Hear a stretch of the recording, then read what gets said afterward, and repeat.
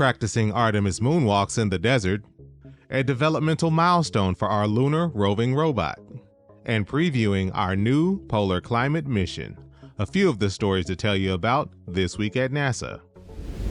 In preparation for Artemis missions on the moon, we conducted a week-long field test near Flagstaff, Arizona. With flight controllers and scientists monitoring activities from Johnson Space Center in Houston, a field team including NASA astronauts Kate Rubins and Andre Douglas practiced moonwalk scenarios, performed technology demonstrations, and conducted hardware checkouts and other Artemis science-related operations.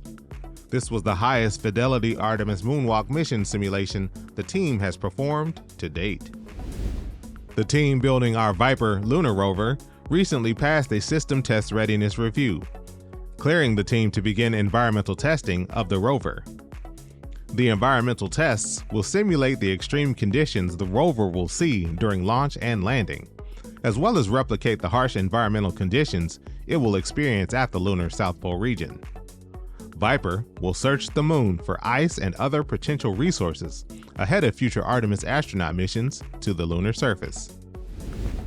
Our PREFIRE mission, short for Polar Radiant Energy in the Far Infrared Experiment, aims to improve life on Earth by studying heat loss from our polar regions and by providing information on our changing climate. Much of our planet's polar heat loss is in far infrared wavelengths and has never been systematically measured. The first of the mission's 2 shoebox-sized satellites is targeted to launch no earlier than May 22nd.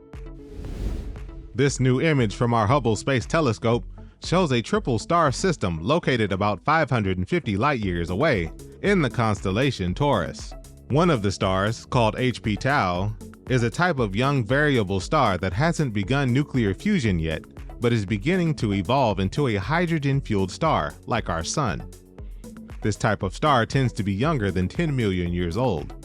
In comparison, our Sun is around 4.6 billion years old. That's what's up this week at NASA. For more about what else we're up to, check out nasa.gov.